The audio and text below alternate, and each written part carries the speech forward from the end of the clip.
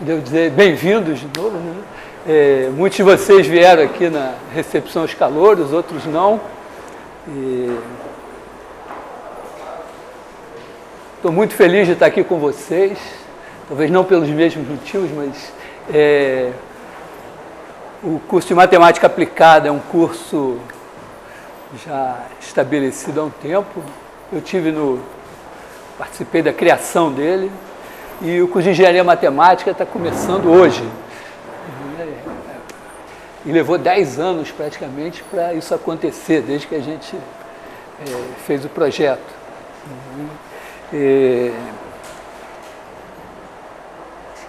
Talvez assim, claro que vou começar com uma nota, assim, temos a lamentar que tem nessa sala apenas 4 mulheres, sendo que uma é veterana. Tinha mais 2 da Engenharia Matemática que acabaram não vindo fazer inscrição em disciplinas, mas eu tenho na cabeça assim, porque ontem foi o Dia Internacional da Mulher. Minha mãe, que é uma senhora de 91 anos, é uma feminista da primeira hora. Ontem ela fez uma pequena reunião de família para comemorar a data. Bom, nós temos uma tradição na matemática aplicada, eu espero que ela se mantenha na engenharia matemática, que aqui todo mundo pode ser como é. E, claro, nós gostaríamos de ter mais mulheres aqui. Eu já participei de festa com muitos homens e poucas mulheres, já participei de festa com muitas mulheres e poucos homens, é sempre muito chato. Então, seria legal a gente aumentar esse número.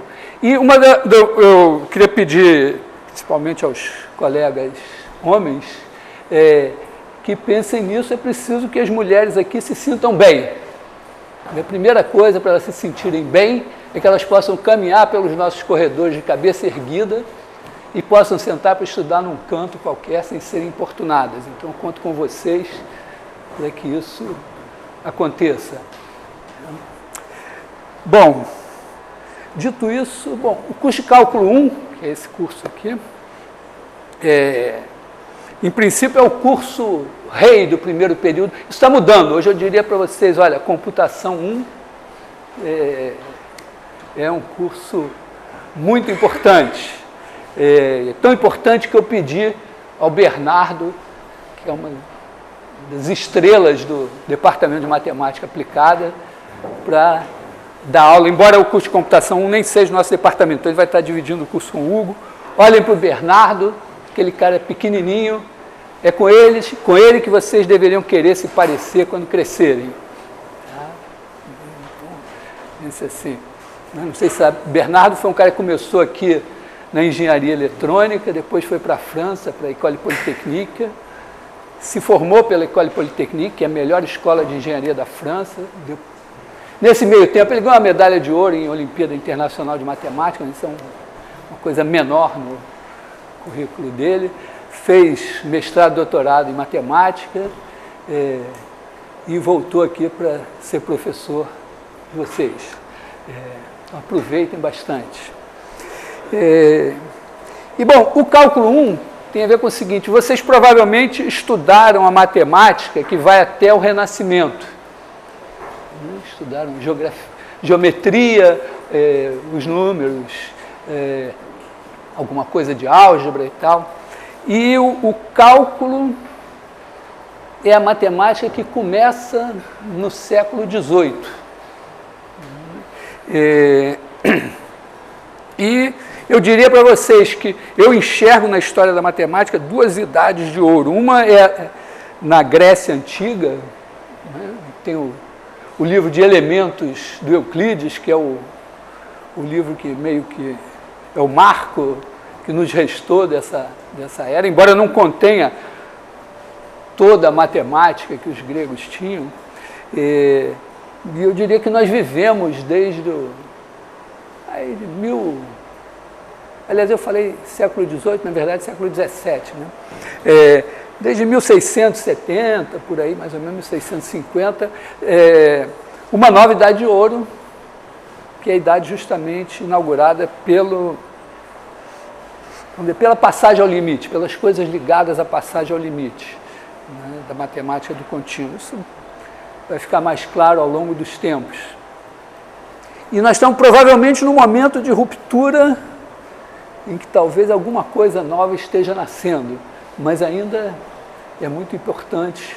Assim como para quem, vamos dizer, para os caras que começaram o cálculo, saber a geometria grega foi importante, para qualquer coisa que aconteça à frente, saber cálculo é fundamental.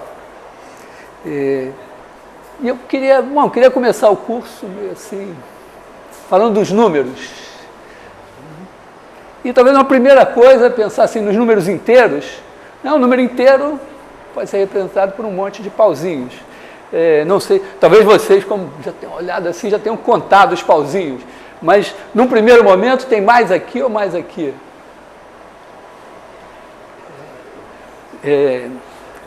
Bom, mas se eu escrever assim, que esse é isso e esse daqui é assim, se eu não me engano, aí todo mundo sabe, né?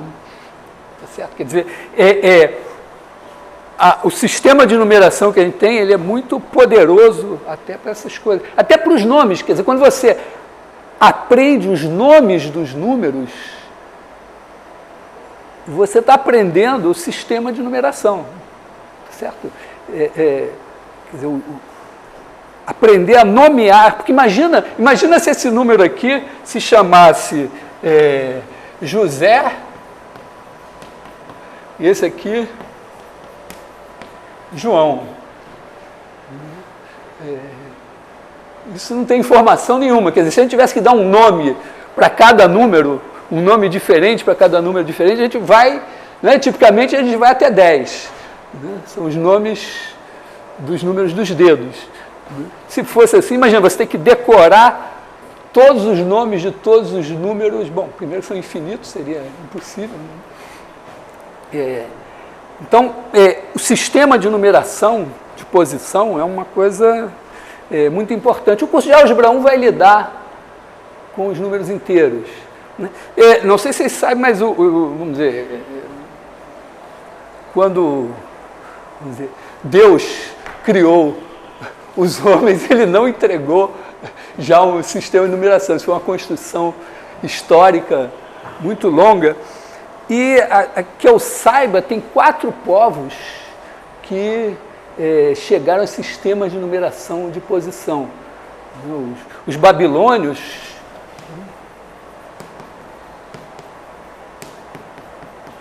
lá antes de Cristo, mas até onde eu sei também isso ficou meio perdido até, não sei, até o século XIX, alguma coisa, não se tinha notícia de que eles tinham um sistema de numeração de base 60.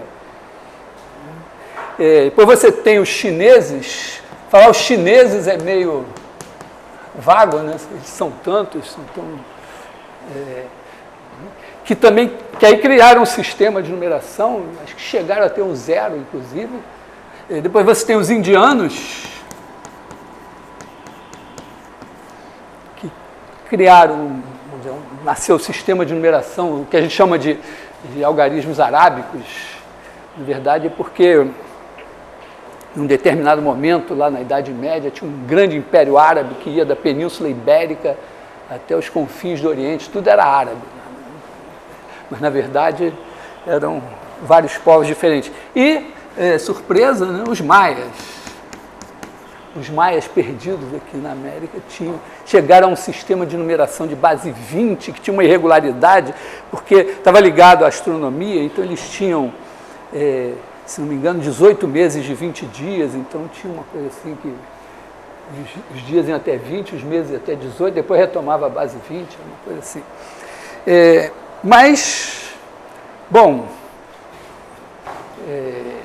acho que é importante, assim, os gregos, aliás, um grande problema, um grande impasse da matemática grega, talvez, quando ele teve uma superação meio imperfeita, talvez porque eles não tinham um sistema assim. Está claro como é que funciona, a gente escolhe uma base, pode ser 10, pode ser 5, as mais populares são 10 e 2. Minha filha, quando teve que fazer uns exercícios respiratórios, porque ela tem alergia e tal, asma, e E aí tinha que fazer vários exercícios, contar, eram 100 e tantos, e ela contava de 5 em 5. Então, a base natural para ela era 5. Repara, em base 5, você pode, sei lá, criar os algarismos assim, né? 1, 2, 3, 4. E aí eu brinquei muito de fazer, de contar assim, né? Esse aqui é o 5. Né? Toda vez que você chegar a 5, na verdade, você pode dizer assim, bom, eu tenho... você pode pensar em numeração assim, né? Você tem, sei lá, um número de pauzinhos assim, sei lá quantos tem aqui, mas digamos, aqui tem 5, aqui tem outros 5, então esses dois 5 você representa assim, aqui tem 2 de 5 e sobram mais 2 aqui. Se você tiver mais 5 aqui, mais 5 aqui e mais 5 aqui, aí tem um certo complicador, né? Porque aí esse 5 de 5, na verdade você tem que botar um aqui para dizer que você tem 5 de 5, deixar... Se você tiver uma tabela assim, né? Aí aqui você tem 1 de 5 de 5, que é o 5 ao quadrado. Tem 0 de 5 e 2 aqui. Se você não tiver coisa assim, no primeiro momento tem um negócio de deixar um espaço que é meio complicado, né? Então, para isso cria-se o 0 aqui. Né? Tá legal? O 0 tem um papel muito importante para você ter um bom sistema de numeração. E, bom, esses são os números de contar. Na verdade, eu diria que o título dessa primeira parte assim seria contar e medir.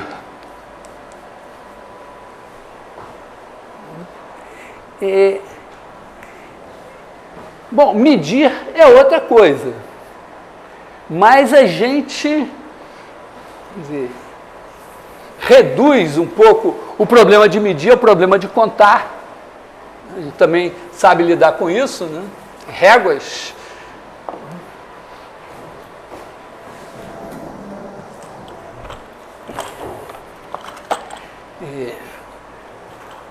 Então, quando você tem aqui uma coisa assim para medir, né?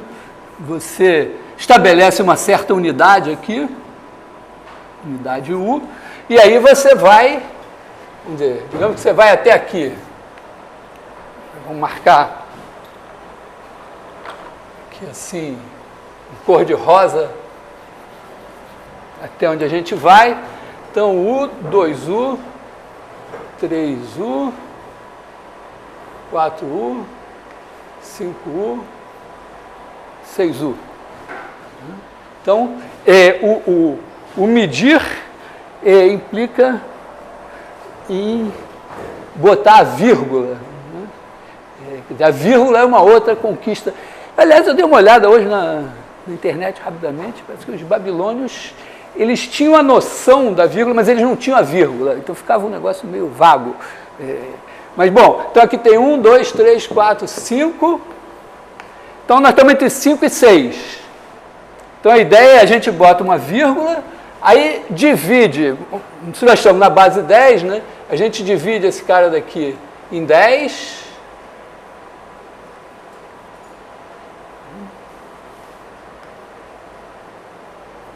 Tem 10 iguais, e aí esse cara daqui, que é 1/5, ele passa a representar 1 depois da vírgula. 1 depois da vírgula. Aí a gente conta aqui, tem 1, 2, 3, 4, 5, e de novo está entre 5 e 6. Então você bota aqui um 5. E aí você divide esse pedacinho em 10 de novo, e vai até fechar. A questão é, bom, sempre fecha? Não, né? Quer dizer, a gente sabe pelo menos assim que 1/3, se a gente pegar essa unidade aqui, né, fizer, não sei se vocês aprenderam isso, bota o compasso aqui, bota o cara aqui, faz 3 caras do mesmo tamanho aqui assim, aí liga esse com esse, tira uma paralela aqui, outra paralela aqui, esse cara aqui é 1/3. Sabe isso? Antigamente tinha desenho geométrico, a gente aprendia isso. Mas, é claro, né, porque aqui você tem um teorema de Tales, um negócio assim, né, que se aqui você tem esses 3 iguais, aqui esses 3 são iguais se essas são paralelas. Então, esse cara aqui é 1/3. E se você for representar 1/3 na base 10, bom, você sabe que 1/3 vai estar entre 0,3 e 0,4. E o que sobra é 1/10. Aí esse 1/10 também vai estar, vamos dizer, você pega esse 1/10, divide, você vai ter 1/10 dividido por 3. Então, vai estar entre 3 centésimos e 4 centésimos. E aí você vai, quer dizer, esse cara daqui vai dar, 1/3 vai dar 0,33333, etc. Mas, na verdade, o fato de que isso não termina, não é culpa do 1/3. É culpa da base que a gente escolheu. Se a gente quisesse representar 1/3 na base 3, né? 1/3 na base 3, né? Esse aqui é base 10. Na base 3, 1/3, usando os algarismos 0, 1 e 2, né, seria 0,1. Esse aqui é 0, tem que ser 1/3. Então, na verdade, não é, vamos dizer, não é garantido que esse fato de ter uma... Mas já é esquisito, tem uma coisa aqui delicada. Né? Vocês aprenderam a somar PG?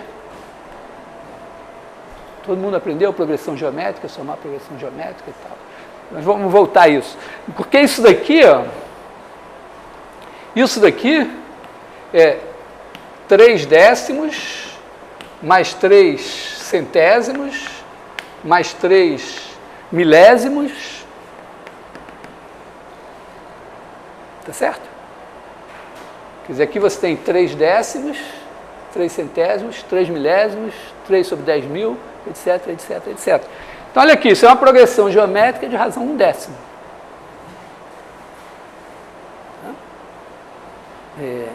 Então, em princípio, a gente pode até conferir, aprendemos lá a fórmula da PG e tal, mas, e que vai dar 1/3. Se você somar isso aqui, aliás, estou colocando questões assim que a gente vai ter que discutir melhor em seguida. Então, tudo bem, o 1/3, tudo bem. Quer dizer, aqui ele tem uma representação finita.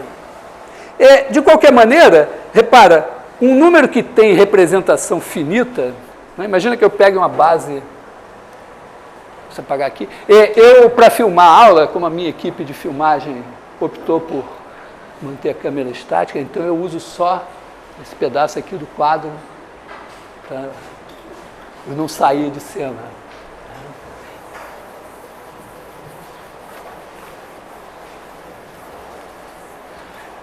Em qualquer base, imagina que você pega uma base qualquer, 7. Se você escrever 3,1415 na base 7, bom, pensando aqui que os algarismos vão de 0 a 6, né? Então isso aqui é 3 mais 1/7 mais 4 sobre 7 ao quadrado, mais 1 sobre 7 ao cubo, mais 5 sobre 7 à quarta. Então isso aqui é igual, colocando o mesmo denominador, né, 3 vezes 7 à quarta, mais 1 vezes 7 ao cubo, mais 4 vezes 7 ao quadrado, mais 5. Então, aqui você tem um número inteiro e um número inteiro. Se aqui é alguma coisa, não preciso dizer quem são, P sobre Q. Mas qualquer número que tenha uma representação finita, em alguma base qualquer, é um número que é a razão de dois números naturais. Tá legal? Então, eu queria chamar a atenção para um probleminha. Atenção, aliás, queria fazer um apelo, uma observação assim. O ritmo das aulas na universidade é mais rápido. Então, a chance de você se perder é grande. Então, eu comparo a aula a um navio que vai seguindo. E pode acontecer, você parar de entender é como cair no mar. Se você caiu no mar, no navio, você tem que fazer o que der e o que não der para alguém ir lá a bordo perceber que você caiu no mar. Então aqui é simples, por sorte, se você cair no mar, tem alguém olhando para trás, que sou eu, e se você levantar a mão e fizer assim, eu posso parar a aula e procurar jogar uma boia para você. Mas você tem que fazer esse gesto salvador, senão você vai morrer afogado. Tá? E não precisa ter vergonha de perguntar, eu gosto que pergunte. E tem gente que gosta muito mais, os colegas adoram se você perguntar. Porque, imagina, você está lá, né, não está entendendo porra nenhuma, com aquela vergonha, porra, caralho, não estou entendendo porra nenhuma. Aí, quando você levanta o braço e faz a pergunta, todo mundo respira aliviado, porque ninguém estava entendendo porra nenhuma também. Tá? Então, não precisa ter vergonha, vai ser legal, todos os colegas vão gostar, eu vou gostar, e tudo. Bom, mas, seguindo nisso, tem uma coisa que os gregos não tinham a numeração de posição, não tinham vírgula, nada disso, mas eles descobriram uma coisa, que se você botar aqui, quer dizer, bota o 0 aqui, bota o 1 aqui, levanta aqui uma perpendicular, marca o mesmo tamanho 1 aqui, e faz um ângulo assim, né, e pega esse cara e coloca aqui. Bom, Pitágoras, se aqui é 1, aqui é 1, esse cara daqui, raiz quadrada de 1 ao quadrado mais 1 ao quadrado, que é igual a raiz de 2. Então, esse cara, quando eu boto aqui, essa medida aqui, esse cara corresponde a um cara que elevado ao quadrado dá 2.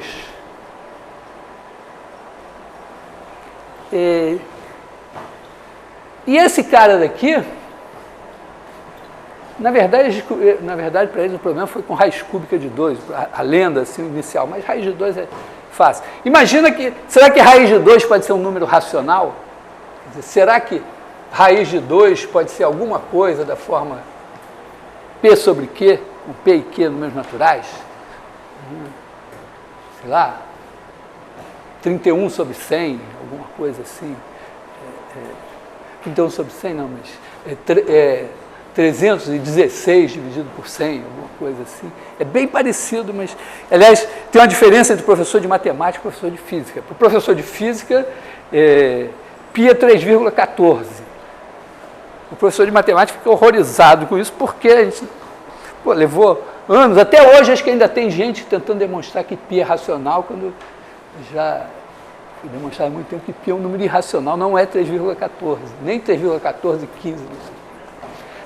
Mas vamos ver o raiz de 2. Será que ele é um número da forma P sobre Q? Então tem uma demonstração simples, que é a seguinte. A gente pode, supondo que isso seja verdade, a gente pode escrever raiz de 2 é P sobre Q com isso daqui, essa fração irredutível. Acho que todo mundo já passou por aquela coisa que você fica puto, você faz o problema certinho, aí vai lá o babaca do professor e te tira meio ponto porque você não simplificou Deixou 3/15, ele queria que deixasse um quinto, um negócio assim. Então, todos já sofremos com isso para aprender que sempre você pode botar na forma irredutível, não tenha mais fatores comuns entre P e Q. Então, não tem fatores comuns entre P e Q. Se você elevar ao quadrado, isso vai dizer que 2 é igual a P2 sobre Q2 e que, portanto, 2Q2 é igual a P2. O que significa que o quadrado de P é par. Bom, mas se você pegar um número ímpar e elevar ao quadrado, ele é 2K mais 1, quando você eleva ao quadrado, dá 4K2 mais 4K mais 1. 4K2 mais 4K é par, mais 1 é ímpar. Então, o quadrado do número ímpar é sempre ímpar. Então, se o quadrado de P é par, né, esse cara daqui é par, então P não pode ser ímpar. Então, P é par. Então, P é par. O que significa que P é igual a um certo 2K. O que significa que 2Q2 é igual a 2K ao quadrado, que é igual a 4K2. O que significa que Q2 é igual a 2K2, e aí, esse cara daqui é par. E, portanto, Q é par. Então, significa que essa hipótese de que esse cara daqui podia ser um número escrito na forma P sobre Q, está furada, porque senão podia escrever de maneira irredutível, e eu concluiria que, na verdade, não posso escrever de maneira irredutível, porque os dois têm um fator comum. O que significa que, de fato, se você pensar assim geometricamente, na reta, pensando os números de medir associados a pontos da reta, né, se esse daqui for 1 e tal, vai ter um cara aqui que é irracional, ele não é da forma P sobre Q. Esse cara daqui, se eu tentar escrever raiz de 2, 1,4, 1, sei lá o quê, isso não vai terminar. Porque se terminasse, esse cara seria racional. Mas não é culpa agora da base que eu escolhi. Porque qualquer que fosse a base que eu escolhesse, ia acontecer a mesma coisa. Porque se não acontecesse, esse cara seria um número racional e ele não é. Então, existem números para os quais esse fato de você ele ser escrito como uma sequência infinita é incontornável. Tá legal? Tudo bem até aqui? Todo mundo a bordo? Alguém quer? Bom,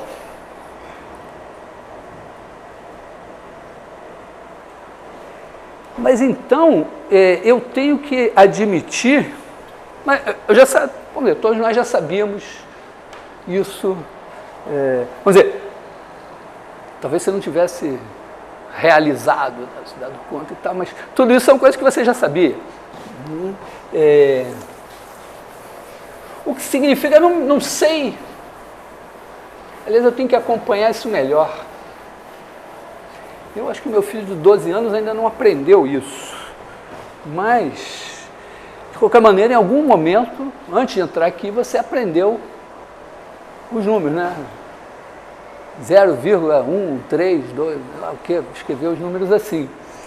Então, você aprendeu, antes de entrar aqui, que um número é uma sequência infinita, assim, né? Quer dizer, você tem aqui um A0, A1, A2, etc. Onde esse cara daqui, vamos pensar os números positivos. Tá? Então, esse cara daqui é um número natural, porque ele tem aqui, pode ter vários dígitos aqui, né? Que é uma parte. E aqui, ó, você tem, né? Então, esse cara daqui, né? Corresponde a um certo algarismo. Vamos pensar assim, é um cara de 0 a 9, né? Então você tem o A0, esse cara daqui pode ser escrito, pode ser grande, não importa. Depois você tem mais A1 sobre 10, mais A2 sobre 10 ao quadrado, mais A3 sobre 10 ao cubo. E isso aqui, essa soma, eventualmente é uma soma infinita. Então, um número é uma soma infinita. Um número real é representado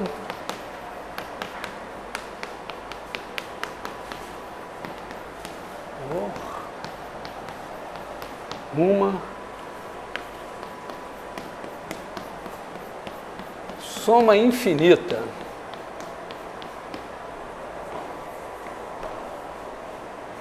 Soma infinita é uma coisa assim meio... Vocês conhecem o paradoxo de Zenon? Zenon era um dos caras lá da Grécia Antiga e ele concebeu o seguinte paradoxo. Aqui. Colocou a seguinte questão. Ele diz assim, imagina assim o poderoso guerreiro Aquiles, né, correndo atrás de uma tartaruga. E aí ele argumentou o seguinte, bom, aqui, ó, pensa assim, cada um como um ponto, o Aquiles nunca vai alcançar a tartaruga, pelo seguinte, ele corre, aí quando ele chega aqui onde a tartaruga estava, a tartaruga já não está mais aqui, já está aqui. Então ele tem que andar mais um pouco para chegar até aqui. Só que aí a tartaruga já andou mais um pouco. E assim sucessivamente. Então o argumento dele é que Aquiles nunca alcançará a tartaruga.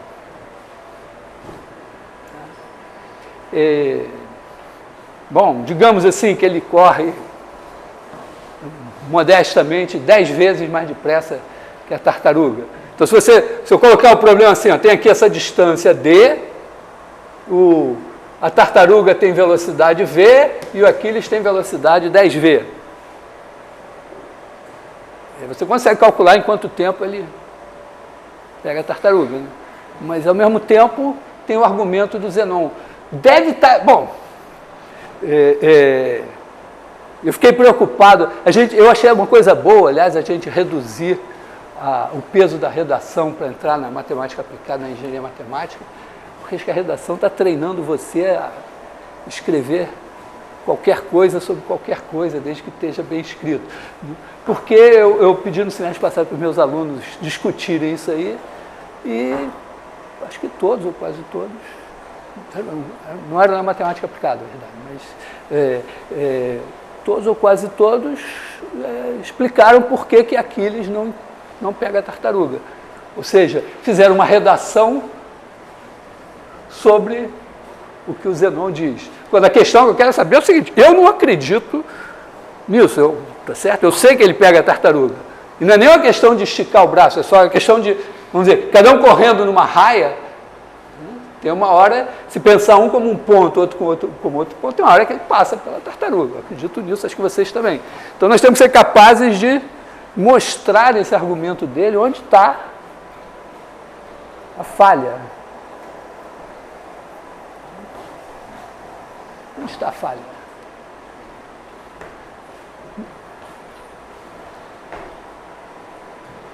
Bom, eu vou...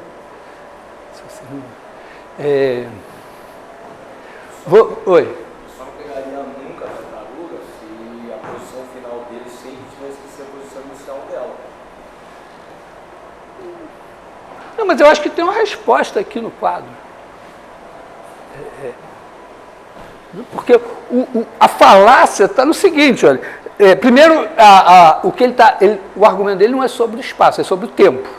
Né? Tem um tempo que ele leva para chegar até aqui, mais um tempo, mais um tempo, mais um tempo. Então, o que ele está dizendo é que quando você soma uma infinidade de tempos, ou seja, de números positivos, o resultado é sempre infinito. É isso que ele está dizendo. Quando nós acabamos de dizer que um número é uma soma infinita. É um número, um tamanho ali, raiz de 2, limitado. Né? Qualquer ponto que você represente sobre uma reta, né? Você vai somando pedacinhos e tem, eventualmente, uma infinidade de pedacinhos cuja soma dá aquele número.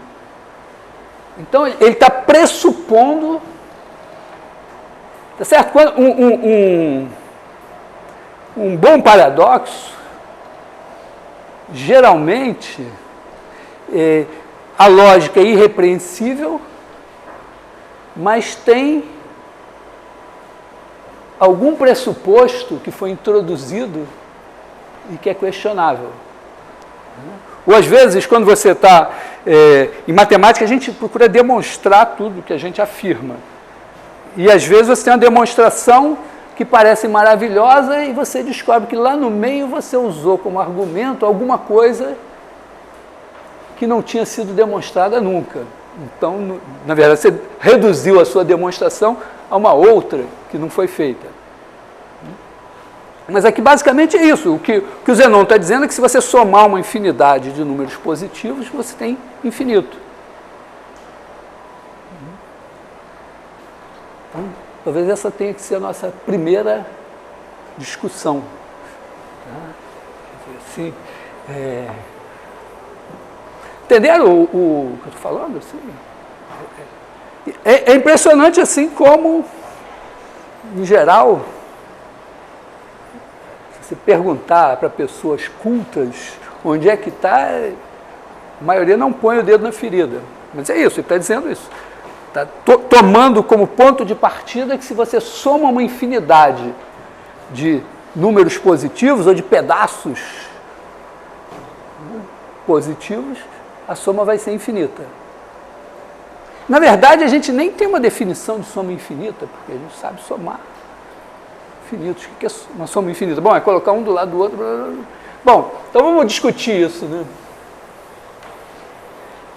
É meio esquisito, não sei se vocês têm isso, mas eu estou metido na matemática do cálculo há tanto tempo, ou seja, lidar com o cálculo significa lidar com o infinito, com o infinitamente grande e com o infinitamente pequeno. Há tanto tempo, a ideia do finito é que me parece estranha, de tanto... mas é claro que não, né? Então, vamos pensar assim, somas infinitas. Ou seja, a gente quer pegar uma coisa assim, pegar um número A1, mais A2, mais A3, mais A4...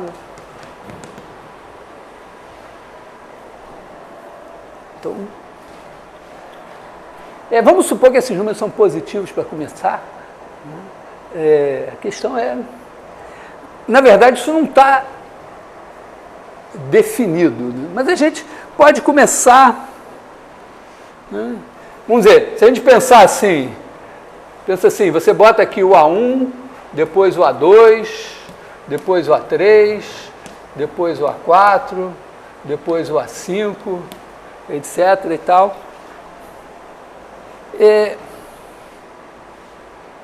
Talvez a primeira coisa importante é discutir o seguinte: será...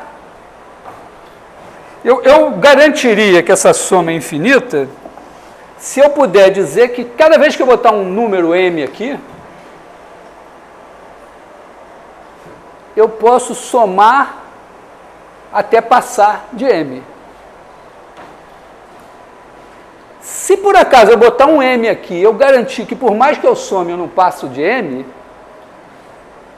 então, peraí, não dá para dizer que essa soma é infinita, porque se nunca passa de M, não, vou ter que... Acho que é a primeira questão assim. Tá legal? Vamos discutir isso primeiro. Será que toda vez que eu somo números, todos maiores do que zero, eu posso garantir que qualquer número M que eu coloque aqui, se eu somar bastante, vai passar? Né? Imagina que você tivesse um computador perfeito. Você bota lá o M e manda o computador ir somando até passar de M. Isso já aconteceu no passado. O tempo do computador é uma coisa difícil e tal. Eu botei um desafio assim, teve um aluno que ficou lá, tinha acesso ao computador lá da empresa do pai dele, trabalhava, e ele botou o negócio lá para somar, ficou algumas aulas e o negócio ainda estava aumentando, mas não tinha ido muito longe e tal. Então, isso vocês também sabem, não só pela questão dos números antes, mas eu imagino que todos vocês aprenderam a soma da PG. Inclusive a soma infinita. Mas como eu também imagino que isso não seja verdade, vamos fazer uma revisão. Assim. Eu espero que seja de fato uma revisão, porque a minha definição de revisão é o seguinte, é quando você vê rapidamente alguma coisa que você nunca tinha visto antes. Então, eu espero que não seja exatamente isso, mas se for, quem tiver para perguntar,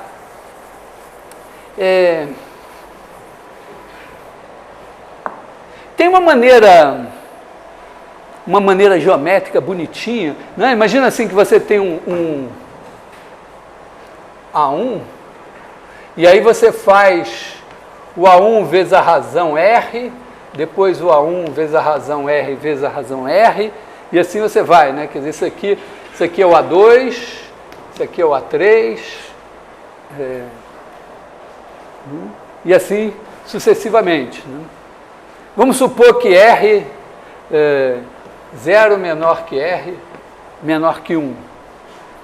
Só para ter uma ideia. Fazer um desenho aqui. Digamos que você põe aqui o A0. E aí o A0 vezes R é isso aqui, né? É uma coisa menor que a 0.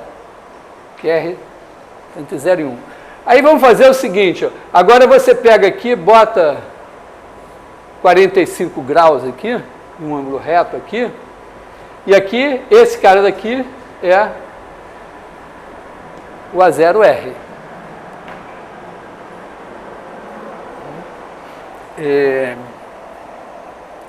Mas eu vou fazer o seguinte, ó, vou pegar isso aqui e botar essa reta assim, porque aqui você tem o A0R. Vou tirar isso daqui para não confundir o raciocínio. Esse daqui é o A0R. Se você, como essa reta daqui assim, é claro que aqui a razão, se você pegar um cara qualquer aqui e esse aqui, botar um ângulo reto aqui, esse dividido por esse é R. Porque esse dividido por esse é R. Ou seja, esse daqui é sempre esse vezes R. Estamos de acordo? Então, esse cara aqui é A0R, esse cara daqui é A0 R vezes R, R ao quadrado. Aí eu boto aqui 45 graus, né, e tenho aqui o A0 R ao quadrado aqui, e esses 45 graus vem assim. Agora eu faço a mesma coisa, esse daqui é esse vezes R, trago ele para cá, ó. Tá meio ruinzinho aqui, mas esse é igual a esse. Levanto aqui de novo. E aqui, ó, então eu tenho A0R, A0R2, A0R3, A0R4, etc. E sempre, ó, eu estou andando, eu subo nessa reta, venho nessa, subo nessa, venho nessa. Eu daqui não passo.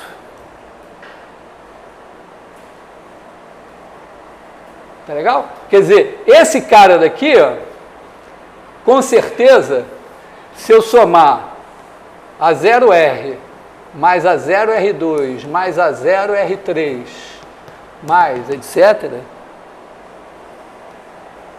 é menos do que isso. Quer dizer, se eu parar aqui a 0RN, né, eu estou aqui em algum lugar, eu estou antes de chegar aqui. Então, esse cara daqui é maior do que todos esses caras. E claramente, né, essa soma aqui está tendendo para esse número.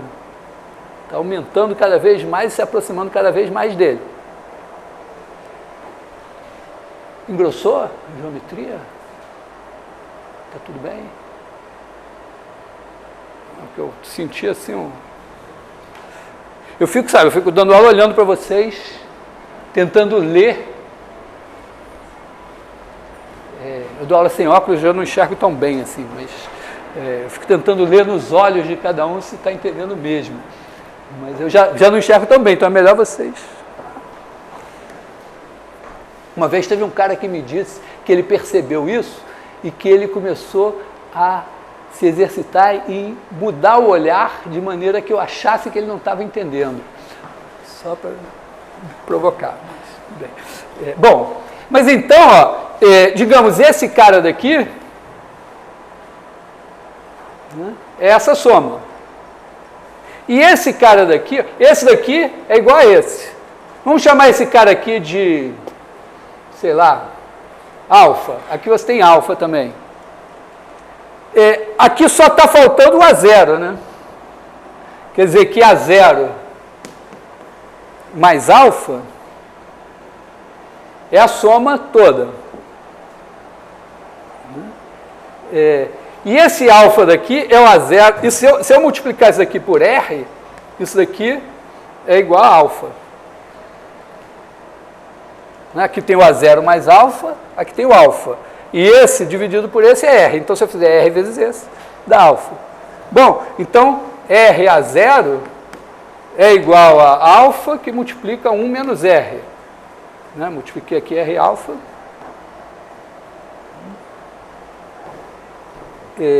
Então, alfa é igual a RA0 sobre 1 menos R. E a soma toda, que é A0 mais alfa, A0 mais alfa é igual a A0 mais RA0 sobre 1 menos R, que é igual a A0 menos RA0, que é esse daqui multiplicado por esse, mais RA0 sobre 1 menos R, que é igual a A0 sobre 1 menos R. Oi? Aqui, esse R? É pelo seguinte, ó, eu coloquei essa reta de maneira que esse cara daqui é esse vezes R. Então, qualquer vertical que eu colocar aqui, essa é horizontal, se eu pegar esse cara aqui e esse daqui é R vezes o de cá. Tá certo? Representa essa razão. Então, se eu chamei esse alfa aqui, seria a soma de todos, começando de A0R. E esse daqui é o A0 mais a soma, porque aqui é 45 graus, então esse tamanho é igual a esse. Então, eu estou dizendo que este daqui, que é o alfa, é igual a R vezes esse daqui, que é o A0 mais alfa. Aí fiz contas e cheguei na fórmula da PG, da soma infinita da PG. Tá legal? Quer dizer, está razoável assim. Na verdade, quando eu digo que isso daqui é a soma infinita, é esse tamanho daqui, eu estou meio dizendo, bom, está crescendo e qualquer pedacinho menor que eu tome aqui vai ter uma hora que a soma vai passar daqui.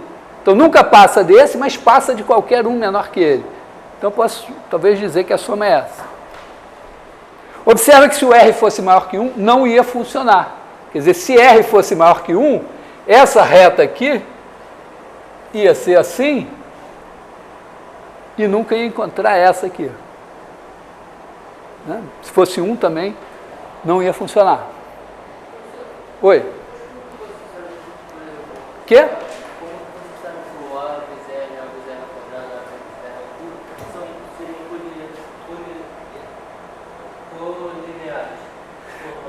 Não, eu estou dizendo o seguinte, olha, que essa soma está aqui, né? É esse, mais esse, mais esse. Então, tem aqui na vertical,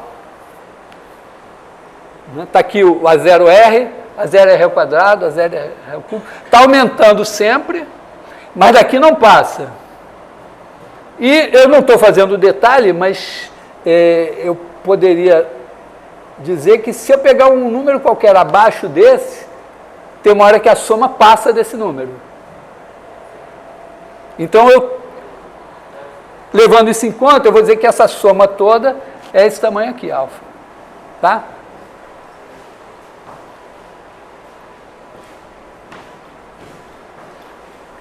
Bom, eu quis fazer esse argumento geométrico primeiro, mas a gente pode fazer isso de novo de maneira puramente algébrica.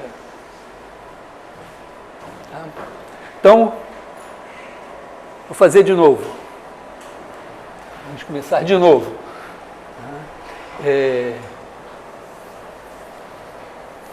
O tema aqui é soma da PG.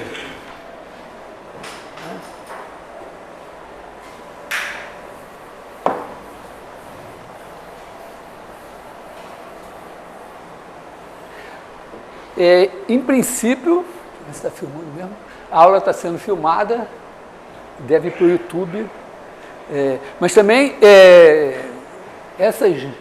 esses celulares caríssimos que vocês têm, todos têm máquinas fotográficas, então, se você não quiser perder tempo copiando, mas tem um negócio assim, de repente você pode tirar aquela foto.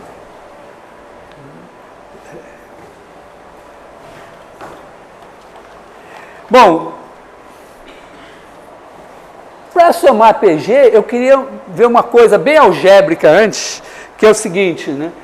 A gente sabe que se eu fizer A mais B vezes A menos B, né, isso daqui vai dar A vezes A, A2, menos A vezes B, mais B vezes A, menos B vezes B.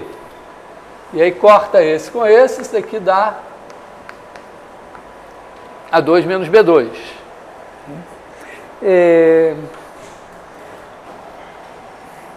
Mas tem uma generalização disso, que é o seguinte, né? Se você fizer A menos B vezes AN menos 1 mais AN menos 2B, acho que vamos fazer assim, A menos B vezes A4 mais A3B mais A2B2 mais AB3 mais B4. Aí você pega e multiplica tudo aqui por A. Então vai dar A5 menos A4B, aliás, mais A4B, mais A3B2, mais A2B3, mais A-B4. E agora multiplica tudo por B. Aí você vai ter menos,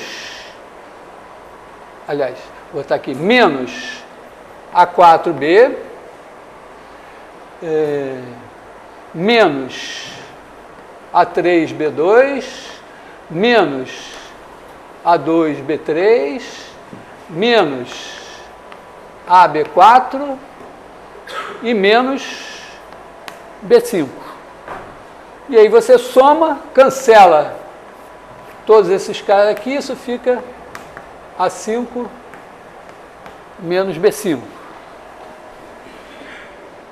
Legal? Vale para qualquer N. Né? Quer dizer, se eu fizer a mesma coisa aqui, se eu fizer A menos B multiplicar por AN menos 1 mais AN menos 2B mais AN menos 3B2 mais A BN menos 2 mais BN menos 1, vou fazer a mesma conta, né? Isso daqui vai me dar AN mais AN menos 1B mais etc, mais BN menos 1A. E menos dizer assim, menos, vou botar aqui, AN menos 1, B, vou botar o menos em todo mundo, menos AN menos 2, B2, menos,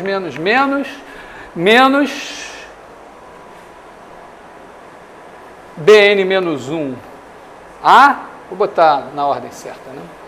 Menos A, BN menos 1 e menos BN.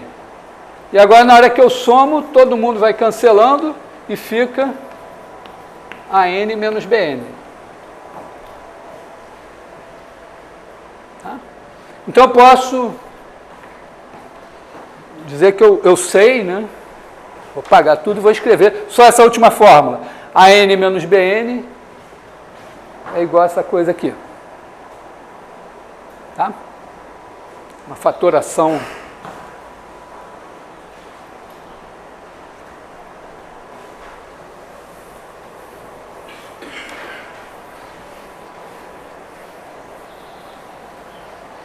Que horas são?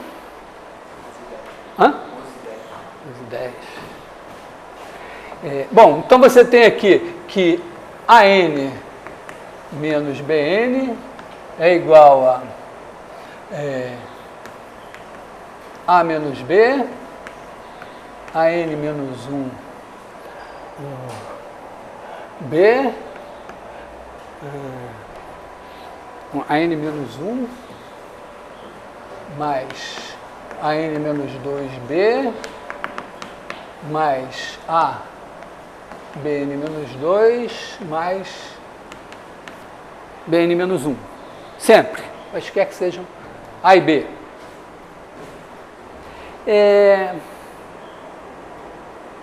Imagina que A seja 1 e B seja R. A igual a 1, B igual a R. Então a gente vai ter 1 menos R elevado a N é igual a 1 menos R, 1 mais R mais R2, o A é 1, então todas as potências já são 1. Mais R elevado a N menos 1. E aqui eu tenho a fórmula da soma de uma PG, basicamente, né? Quer dizer, eu concluo que 1 mais R mais R2 mais R elevado a N menos 2 mais R elevado a N menos 1 é igual a 1 menos R elevado a N sobre 1 menos R. Isso vale para qualquer R. Isso é igual a 1 sobre 1 menos R menos R elevado a N sobre 1 menos R. Ou seja, digamos que R seja um número entre 0 e 1. Se eu multiplicar isso por 1 a 0, sai tudo multiplicado por A0. Né? Mas supõe que R então, é um número entre 0 e 1. Então, esse 1 menos R é positivo. Então, isso aqui é positivo. Então, essa soma, por mais que eu some, é sempre isso daqui menos alguma coisa positiva. Ou seja, eu tenho um bom exemplo, né? Se eu pegar um número entre 0 e 1, meio, 1/3, 8 nonos, π sobre 4. Se eu fizer 1 mais esse número, mais o quadrado desse número, somar, for somando toda a vida, nunca vai passar de 1 dividido por 1 menos esse número. Então aqui, creio que agora por um método algébrico, eu garanto que tem somas, né, tem sequências de números que eu posso ir somando, mas tem um cara do qual aquele negócio não passa. Então, não dá mais para eu acreditar que se eu somar uma infinidade de números positivos, essa soma vai embora para o infinito. Mais ainda, né? O que acontece? Imagina que R seja um número entre 0 e 1. O que acontece com isso daqui quando N vai crescendo? Vai diminuindo, né? Porque 1 sobre 1... Imagina que R seja, sei lá, 9 décimos. É um número quase 1, né? Então aqui, 1 sobre 1 menos R é 10. Mas você está multiplicando por 9 décimos, por 9 décimos, 9 décimos. Só que 9 décimos elevado a uma coisa muito grande vai ficando cada vez menor. Então isso aqui vai tender a zero. Isso aqui não importa, né? Se o R 0 menor que R menor que 1, isso aqui tende a zero quando N tende para infinito. Ou seja, eu tenho todos os motivos do mundo para dizer que se R é um número entre 0 e 1, essa soma daqui é isto aqui. Tá legal? Então, eu posso dizer assim, eu acredito realmente que existem somas de infinitas parcelas que devem dar finito. Mas, na verdade, eu preciso definir o que é uma soma de infinitas parcelas, porque eu só sei, eu e o computador, que é quem faz as contas para mim, só sabemos somar uma quantidade finita de parcelas. Então, uma soma infinita é uma abstração, alguma coisa que eu tenho que definir. Para o computador é algo que não existe. Soma infinita. E aí tem um detalhe assim, vamos dizer, na vida real a gente trabalha com números que são representados por uma quantidade finita de casas decimais e tal, e calcula no computador e tudo assim. Por isso que para o físico, π é 3,14, né? Enche meu saco. Se precisar, se for uma viagem, sei lá, para Júpiter, talvez pegue um π com um pouquinho mais de casas decimais. Mas é assim. Mas matematicamente, o π, embora eu não possa demonstrar aqui agora, π é um cara que tem uma infinidade de casas decimais. Ele corresponde. Se você desenrolar lá, né, se você pegar aqui um círculo perfeito, botar um pingo de tinta aqui e mandar ele rodar até aqui, tem uma hora que ele completa a volta, marca aqui, nesse pedacinho aqui você vai ter 2π, vezes o raio. Então tem um tamanho aqui, 2π, π e tal, e que não é um número racional, ou raiz de 2, como a gente já viu. E esses caras, pela maneira como a gente fez a conta, eles são somas infinitas. Na verdade, você repara, olha, que quando você faz assim, 3,14, 15, 9, acho que é 1, sei lá o que, coisa assim, né? Aqui você tem o 3. Bom, o 3 não... Tudo bem. Aí você tem 1 décimo, mais 4, 10 ao quadrado, mais 1 vezes 10 ao cubo, mais 5 vezes 10 à quarta, mais 9 sobre 10 à quinta, mais 1 sobre 10 à sexta, mais etc. Isso não é uma PG. Tá? Mas esse cara aqui, ó, é menor que 1, esse daqui é menor que 1 décimo, esse daqui é menor que 1 centésimo, esse daqui é menor que 1 milésimo, esse daqui é menor que 1 sobre 10 à quarta, e esse daqui é menor que 1 sobre 10 à quinta, etc, etc.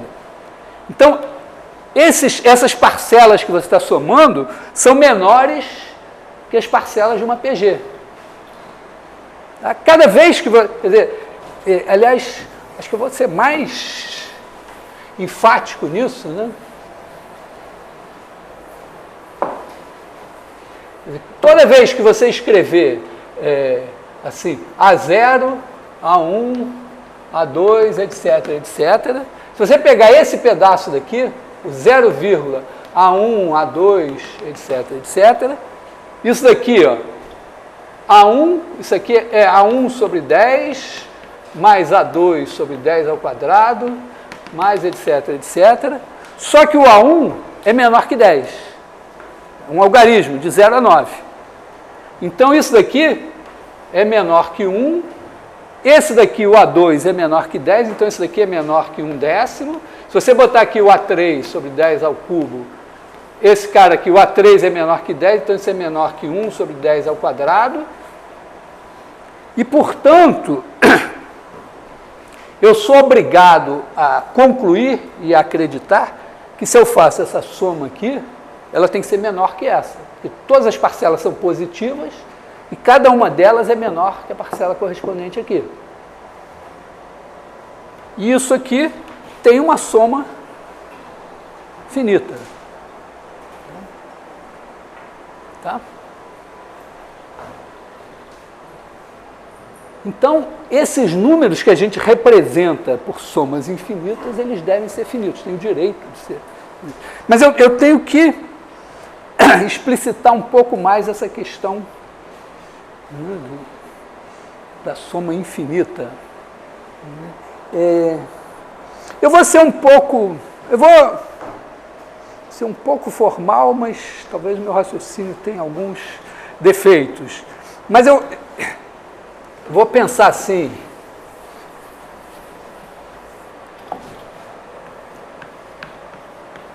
O que é A0 mais A1 mais A2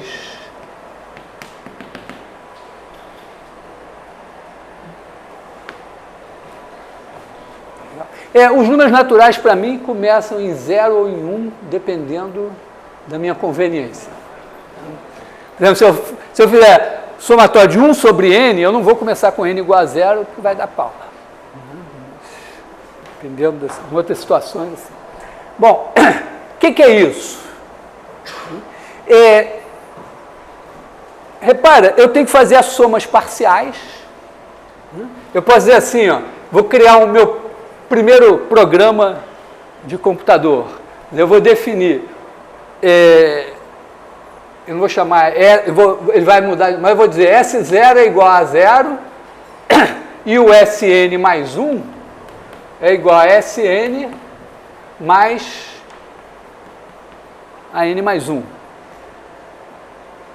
Tá? Então, o S0 é a 0, o S1 é igual a S0, que é a 0, mais a 1. Então, é a 0 mais a 1. O S2 vai dar a 0 mais a 1 mais a 2 e tal. Quer dizer, ou seja, sendo menos viadinho, né, isso aqui é a 0 mais a 1 mais a n.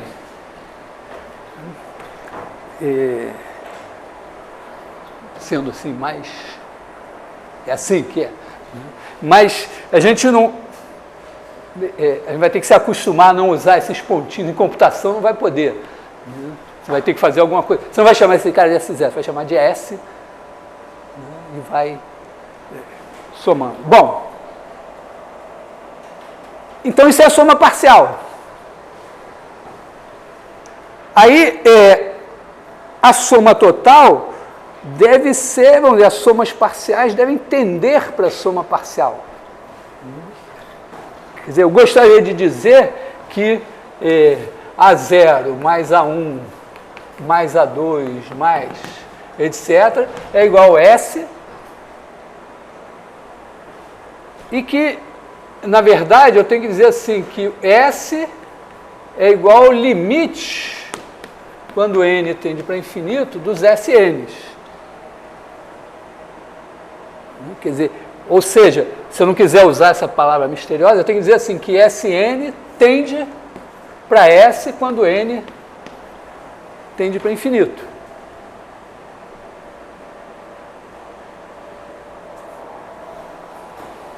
Legal? Eu tenho que definir isso, eu tenho que dizer, olha, se uma determinada condição for satisfeita, então essa soma é S. Ou seja, esse limite aqui é S.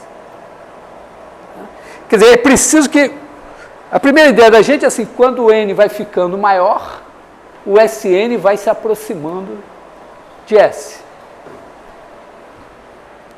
Mas é claro que não é bem assim, porque, embora no vídeo não apareça que tem uma parede ali, mas tem uma parede ali, que está fora do quadro da filmagem. E eu posso ir andando em direção à parede, estou me aproximando cada vez mais, mas eu posso ir, vamos dizer, começar a andar mais assim, de maneira que eu nunca saia de cena, eu não quero sair de cena, mas eu estou sempre me aproximando. Mas eu não posso dizer que o limite é aquilo lá, porque eu nunca chego lá perto. Eu estou me aproximando. Então não basta dizer que está se aproximando. Quer dizer, tem que ser uma coisa assim. Quando é na máquina de calcular, se você faz um negócio na máquina de calcular, começa, né? Pega lá 2, aí pega raiz de 2, raiz, aquela coisa vai até que vira 1. E aí fica 1, toda a vida. Na verdade é porque a máquina de calcular, ela vai aproximando, mas ela para com um certo número de casas decimais. Mas é meio assim, o limite do SNS é o seguinte, é como se a máquina de calcular não enxergasse certas diferenças. Tá legal? Quer dizer, na verdade, a raiz enésima de 2 nunca é 1. Mas na hora que você vai teclando na máquina de calcular, tem uma hora que ela não enxerga mais a diferença. Se você pegar uma máquina de calcular com mais dígitos, vai levar mais tempo para dar 1. Se você aumentar, leva mais tempo. Se você tivesse uma máquina de calcular com um número infinito de dígitos, nunca ia dar 1. Mas precisaria que ela tivesse uma acuidade visual infinita. Então eu costumo dizer o seguinte, que Sn tende a S, se, por melhor que eu enxergue, existe um N0 a partir do qual eu penso que para todo N maior que N0, Sn é igual a S. Eu não enxergo mais a diferença. Entenderam assim a ideia? Isso, formalmente, a gente escreve assim. Aqui o Sn é igual a 0 mais A1 mais a N. Então eu digo que isso aqui é verdade, é o seguinte, por melhor que eu enxergue, a gente usa uma letra famosa chamada epsilon. Para todo epsilon maior que 0, o epsilon maior que 0 é o raio do meu círculo de confusão. Quer dizer, se eu olhar para um pontinho, estou fazendo meu exame de vista, olho para um pontinho lá, aí tudo que está, concentro nesse pontinho e raio epsilon, eu não distingo. Então, por melhor que eu enxergue, a partir de um certo ponto, quer dizer, existe um certo N0, tal que, a partir desse N0, para N maior que N0, vou nem botar para... Se N for maior que N0, eu penso que Sn é S. Ou seja, eu tenho que Sn menos S é menor que epsilon. E como é menor que epsilon, eu penso que eles são iguais.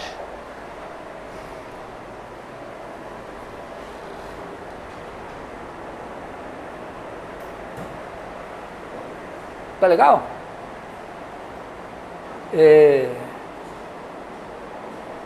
Eu acho isso tão difícil que muitos anos atrás, quando os pais de vocês ainda não tinham nascido, que eu fui dar aula de cálculo pela primeira vez, na véspera da aula eu disse, não entendi a definição de limite de direito, deixa eu pensar. Oi? Isso aqui? Eu estou dizendo assim, que o Sn tender a S, significa que quando N é grande, o Sn está perto de S. Mas esse perto, é perto no sentido de a distância ser menor, ser pequena. Porque eu posso dizer, eu estou me aproximando, Né? Se eu começar a andar hoje a pé, sei lá, na direção de Manaus, amanhã eu vou estar mais perto, mas eu vou estar muito longe. Né? Então, não é esse... eu estou me aproximando, eu me aproximei de Manaus. Realmente me aproximei, mas estou ainda muito longe. Então, eu preciso dizer que o SN entender para S, eu tenho que ser capaz de dizer, não, mas está perto mesmo? Está menos do que tanto? Entendeu? Então, eu tenho que dizer assim, eu dou um número, está perto, então perto para mim é 1 milímetro. Então, fica menor que 1 milímetro? Aí você diz, não, se o N for maior que 1000, a diferença é menor que 1 milímetro. Vamos tirar a unidade assim, menor que 0, vamos dizer, que 10 a menos 3. Aí, não, mas isso era só um teste para começar. Vamos lá pensar 1 sobre 10 a menos, 1 sobre 10 a 1000. Você diz, não, tudo bem, aí não vai ser assim, mas se você pegar o N0 igual a 10 elevado a 32 mais 109, a partir daí, a distância é menor que essa. Então, você tem que poder sempre ser desafiado, quer dizer, tem que poder dar uma margem de erro, epsilon, que pode ser tão pequena quanto você queira, e garantir que a partir de um certo ponto, a diferença é menor que essa margem de erro. Aí você diz, não, então, o limite é esse.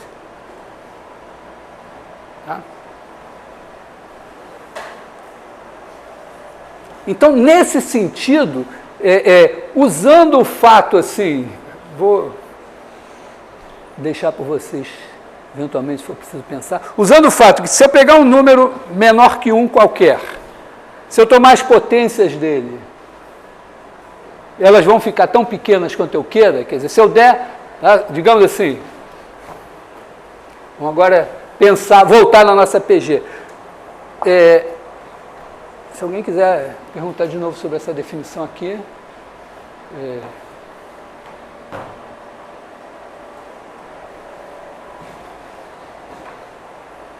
bom, imagino que vocês vão ter que pensar nisso. Pode ser que vocês todos sejam tão mais inteligentes do que eu, que vocês já tenham entendido, né, e esteja resolvido o problema. Mas o teste é sempre o seguinte, pensa assim, vou ensinar esse negócio para o meu irmão mais novo quando chegar em casa. Ou, sei lá, aquele amigo que está agora no 3º ano do ensino médio, qualquer coisa assim. Se você conseguir ensinar ele a aprender, então eu aprendi. Ele pensou que aprendeu, mas eu aprendi. Não é porque na hora que você vai ensinar, você tem que ser capaz de responder a qualquer pergunta. Então você tem que estar realmente... Né? Aliás, aqui tem uma coisa legal. Na universidade, os professores estão acostumados a lidar com o desconhecido. Né? A se colocar perguntas, coisas novas, questões novas. Então, um professor aqui não tem o menor problema de responder não sei a uma pergunta. É possível que vocês façam a pergunta, eu diga, não sei e tal, dou uma dica e tal, pensa aí, vamos assim. Então, fiquem tranquilos, assim. Tá? Então, em princípio, mas quando você vai ensinar um negócio que vocês não entendiam, você pensa todas as possibilidades e tal. É como você demonstrar uma coisa, ou como fazer um programa sem bug. Um programa sem bug é que você pode botar qualquer entrada ali que não vai dar pau. Então, um teorema é isso. Bom, então, olha, se você tiver aqui, você colocar assim, 1 mais R, mais R2, mais etc., com 0. Aliás, o R nem precisa estar entre 0 e 1, né? Pode botar só módulo de R menor que 1.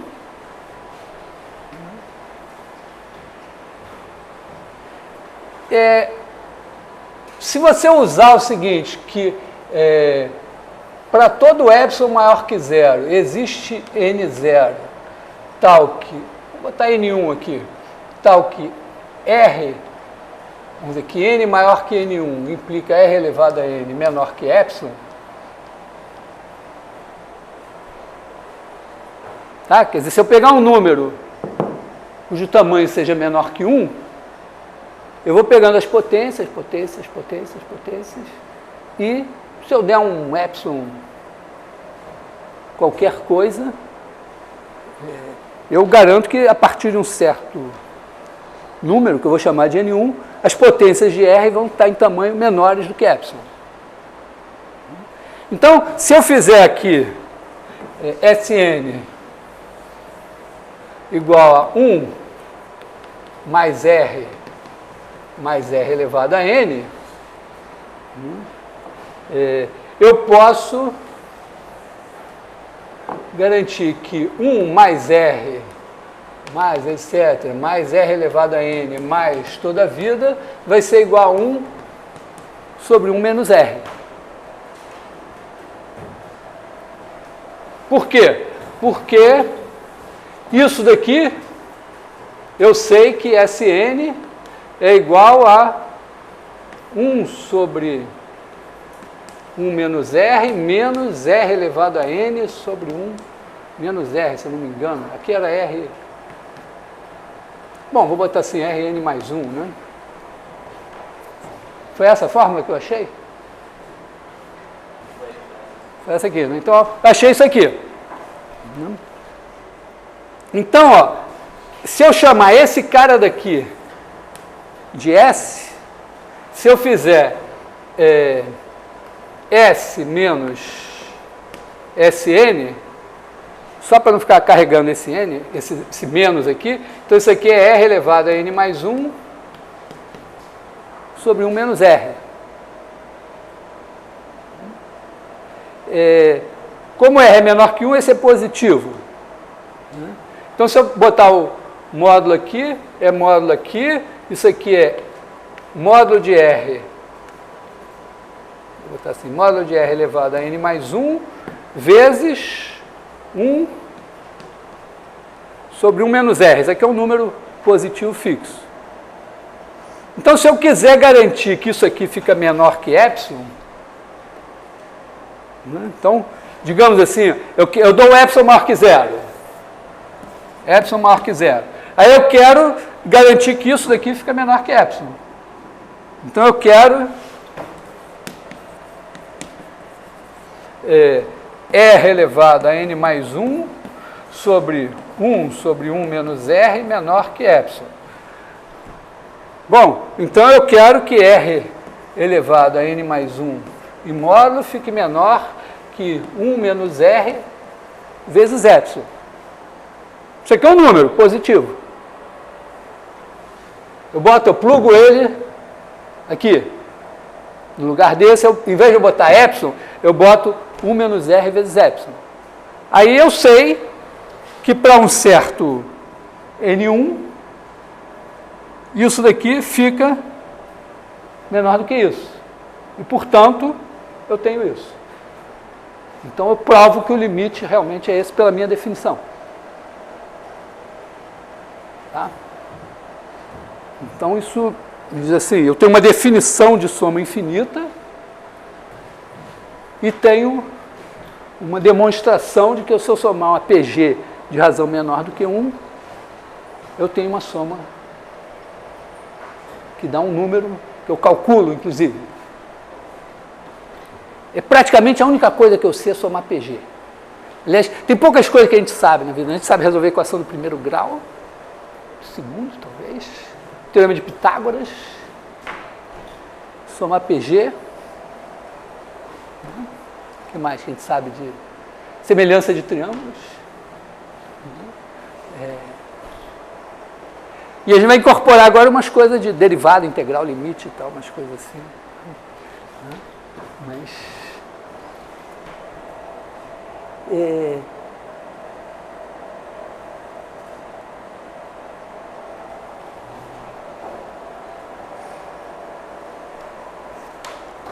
Bom, agora a gente podia ser... Bom, tá com cara, então, que se... Bom, a gente sabe somar PG, então aqueles números reais que a gente escreve como somas infinitas, as somas pelo menos são finitas e tal. Eu vou fazer assim, não vou carregar muito, mas vamos mais ou menos pensar a seguinte coisa. Deve ser verdade, né?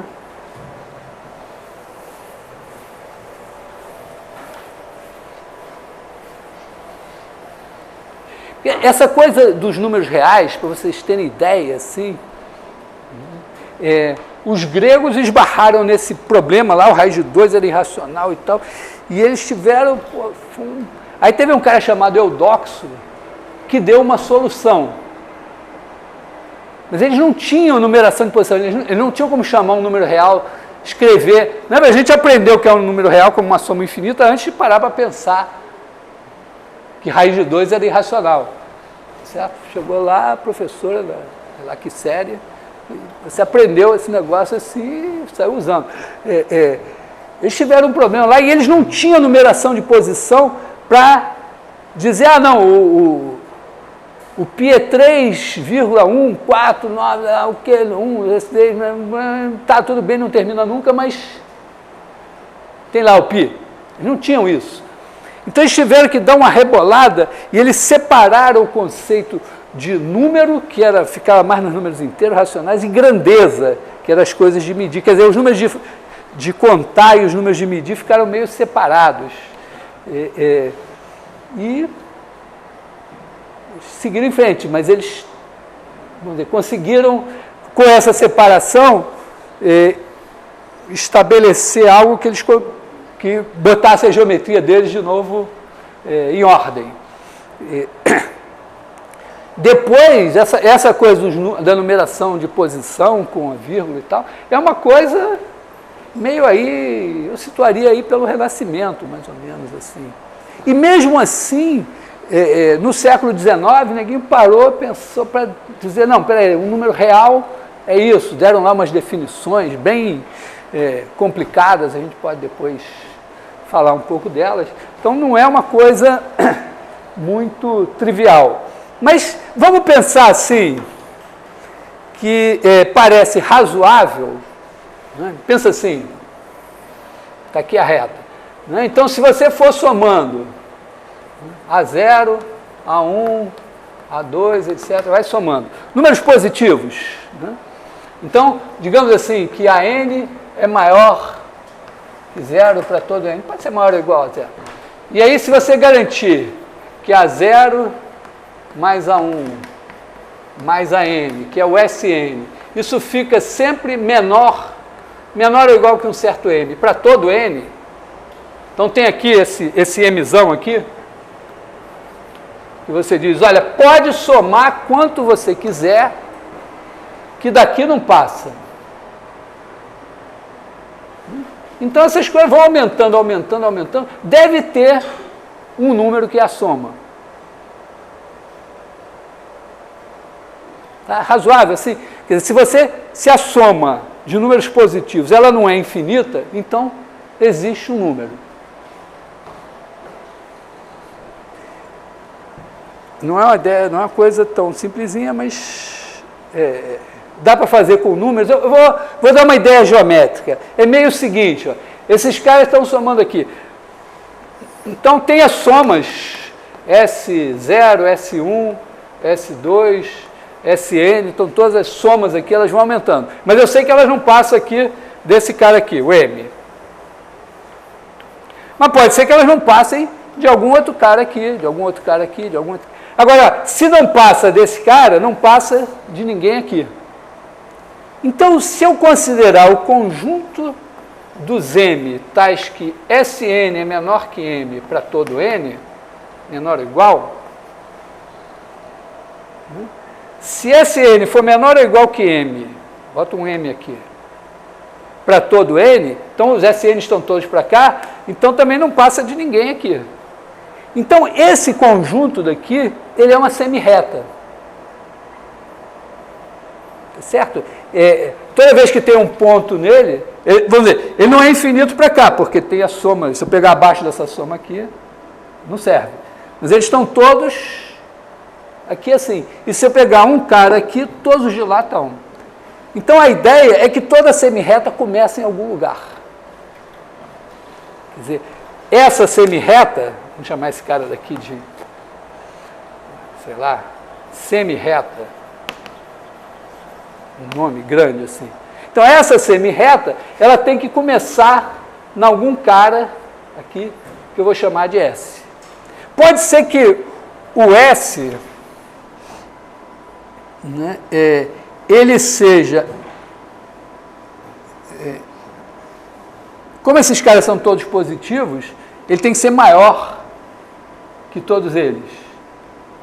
Mas quando ele está aqui, ó, se eu pegar um cara um pouquinho menor do que ele, esses caras de cá não podem estar na semi-reta. Então tem alguma soma que passou daqui. E aí todas passam a partir daqui. Então, na verdade, é como se eu dissesse assim, está aqui o S. Aí eu peguei S menos epsilon, ele não está mais na semi-reta. Significa que algum SN está aqui. E se esse SN está aqui, todos vão estar aqui. Todos vão estar aqui entre esses dois. Então a diferença entre SN e S vai estar menor que epsilon.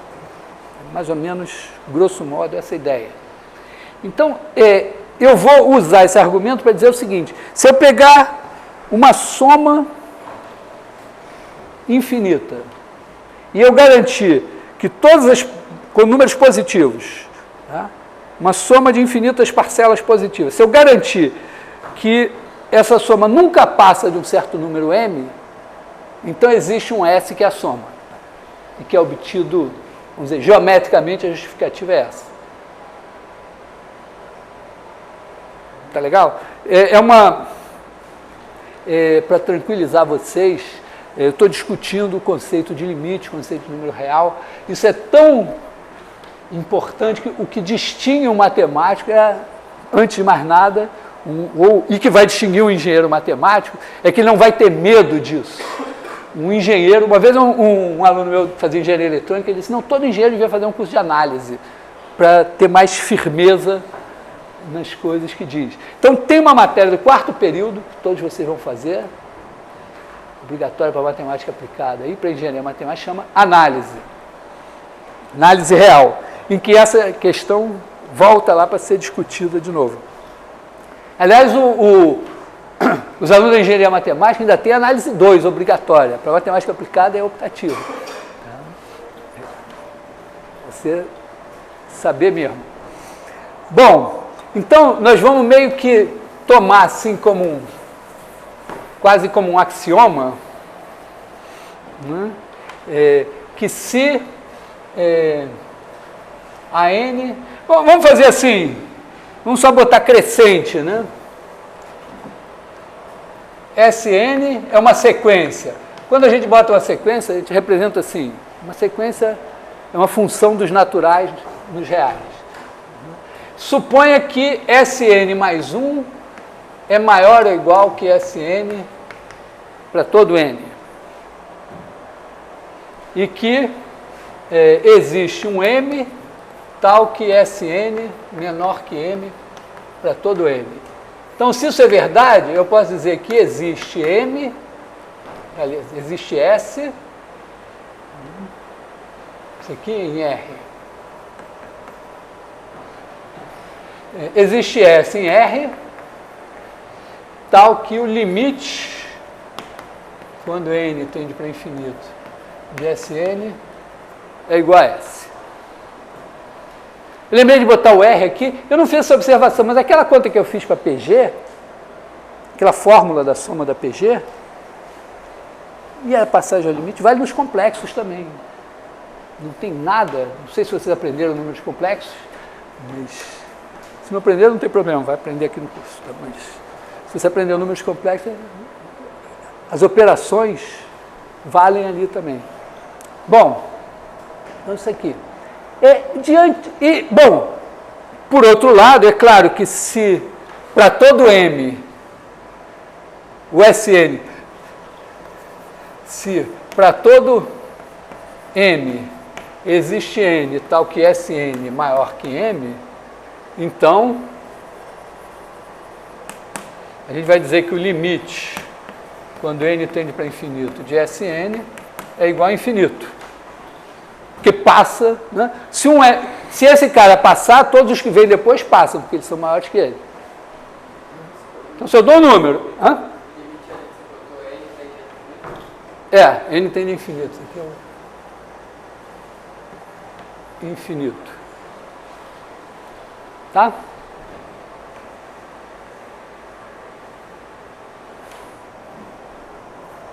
É porque eu quero colocar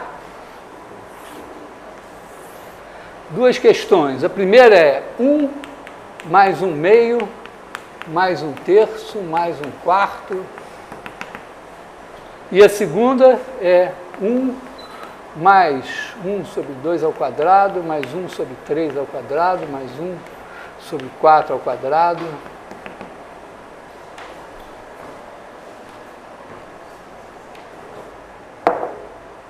Isso aqui é finito ou infinito? Quanto dá? E esse aqui, finito ou infinito? Quanto dá?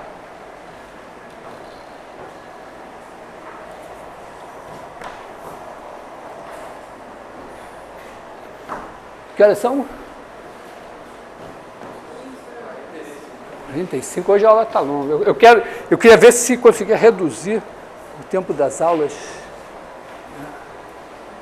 1h30. Idealmente, eu sei que é arriscado, mas eu até pensei, eu podia começar a aula às 10, a aula de computação tem que terminar a tempo.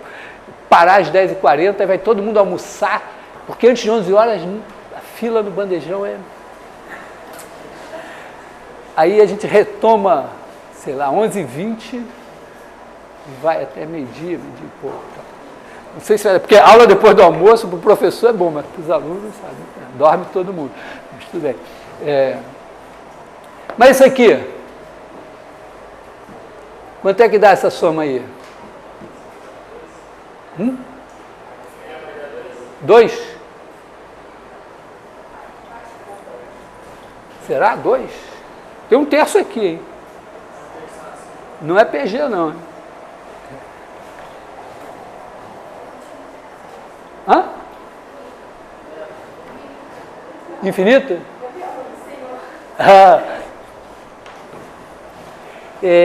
Aqui é uma coisa curiosa, interessante, porque olha só, as parcelas estão tendendo a zero. E esse é um erro que você vai cometer inevitavelmente. Quer dizer, se as parcelas tendem a zero, a soma é finita. Então aqui é um bom exemplo, esse aqui é uma coisa nova, que a gente vai incorporar ao patrimônio agora. Essa soma aqui é infinita.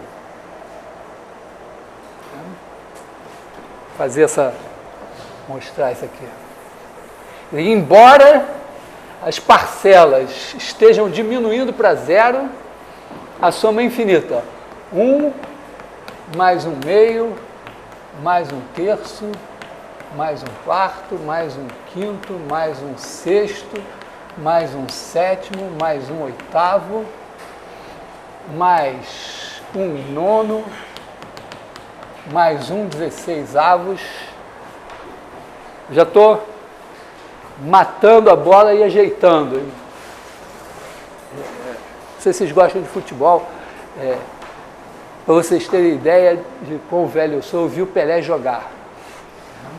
E uma vez eu estava, vi algumas vezes, mas uma vez eu estava vendo um jogo no Maracanã, acho que era no Santos e Flamengo.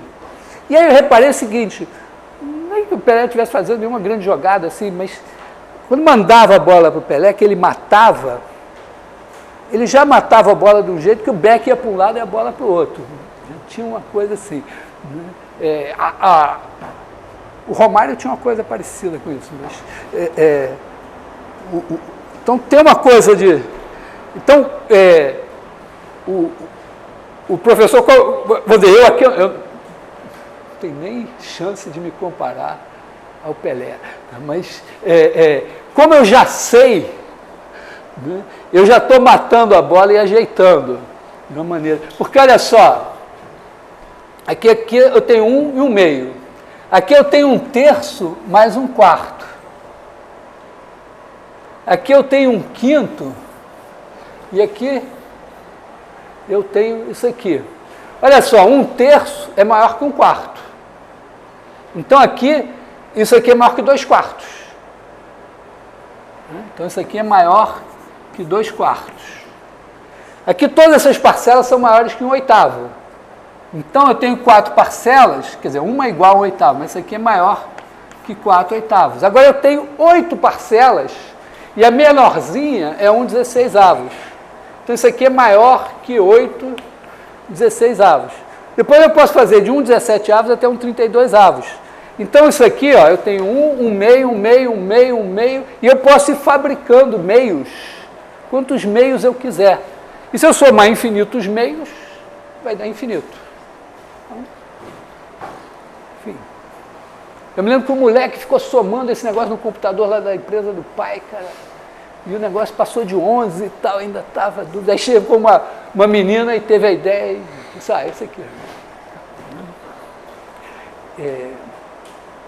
Então, essa soma é infinita.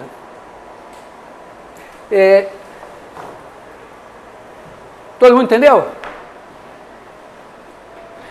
E tem a outra é finita.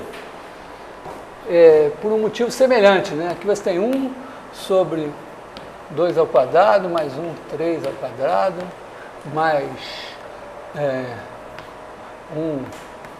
4 ao quadrado, mais 1 sobre 5 ao quadrado, mais 1 sobre 6 ao quadrado, mais 1 sobre 7 ao quadrado, mais 1 sobre 8 ao quadrado, etc.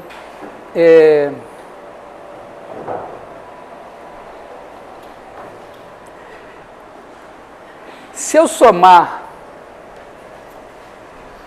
aqui assim, ó, eu tenho 4 parcelas. E a maior é essa. Então, isso daqui é menor que 4 sobre 4 ao quadrado. Isso aqui, bom, eu tenho 2. Então, isso aqui é menor que 2 sobre 2 ao quadrado. Se eu for aqui mais 1 sobre 15 ao quadrado, eu tenho aqui 8 parcelas e a maior é essa. Então, isso daqui é menor que 8 vezes 1 sobre 8 ao quadrado. Depois eu vou do 1 sobre 16 mais 1 sobre 31 ao quadrado, e aqui eu tenho 16 parcelas e a maior é essa. Quer dizer, eu estou pegando as potências de 2 também, mas então essa soma daqui é menor que 1 mais 1 meio, mais 1 quarto, mais 1 oitavo, mais 1 16avos, mais etc. E essa soma daqui é 2. Então, não só eu sei que essa soma é finita, como ela é menor que 2. Na verdade, eu sei por poderes que eu tenho, mas que ainda não tenho como transferir para vocês, sei que essa soma daqui é π ao quadrado, π ao quadrado sobre 8, né? 6, isso, sobre 6. Né? Tem lá algumas maneiras. Às vezes um problema às vezes pode te conduzir longe. Eu tive uma vez um aluno que eu falei isso na sala de aula, ele começou a pensar nesse negócio e a dissertação de mestrado dele saiu. Claro, o objetivo não era provar isso, porque isso daqui era pouco para uma dissertação de mestrado, mas ele construiu um castelo para provar isso e tal. Então, às vezes você começa a pensar num problema. É como, vocês sabem que tem um problema de $1 milhão, que é chamada hipótese de Riemann. E o Riemann começa assim, ele começa um artigo para ver, quer saber quantos números primos tem abaixo de um certo número. Aí ele pega lá uma fórmula do Euler, começa a trabalhar, aí entra, usa umas coisas de variável complexa, estende, cria uma função, que é chamada função zeta de Riemann, e vai lá e no meio do negócio ele diz, não, eu acho que os zeros dessa função estão aqui nessa faixa e tal. Eu acho que eles são todos nessa linha vertical aqui no plano dos complexos, mas eu tentei rapidamente, não consegui, isso, bom, não vai me importar, e seguiu em frente lá no trabalho dele, e ninguém conseguiu demonstrar essa porcaria até hoje. Ele demonstrar tem $1 milhão. Então, às vezes, um probleminha pequeno dá origem a coisas importantes. Mas, bom,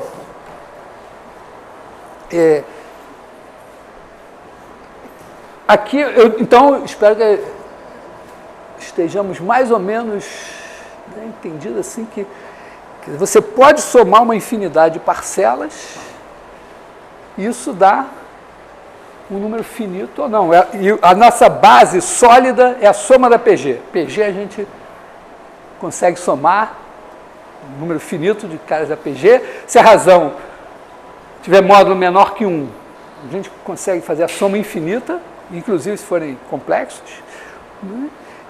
E a partir daí, com essa ideia de que quando você soma parcelas positivas, então você tem uma sequência que vai aumentando, né? Se essa sequência nunca passar de um certo valor, então ela tem uma soma finita, a gente consegue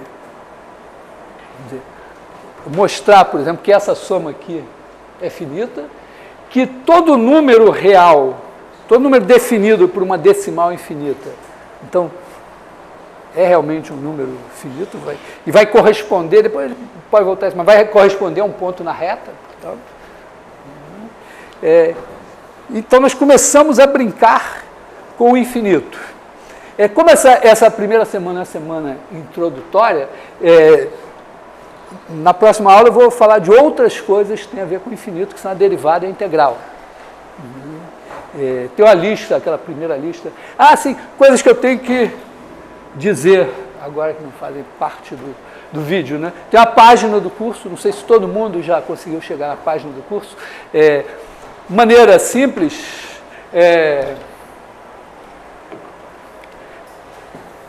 eu como não consigo decorar aquele negócio de sites.google, não sei o que das quantas e tal, então eu sei o seguinte, se eu entrar em www.matematica.frj.br, eu sou redirecionado lá para um negócio que tem matemática aplicada, ciência de dados, engenharia matemática. Aí você procurar na engenharia matemática ou na ciência de dados, eu entro na grade curricular. Tem um lugar que eu clico e aparece a grade curricular. Tal lá. E aí no primeiro período tem lá cálculo 1. Se eu clicar nisso, aparece a página do cálculo 1 enorme lá. Aí tem as páginas do cálculo 1, 2019, 2018, e já tem 2020. Aí se você clicar no 2020, você cai na página do nosso curso.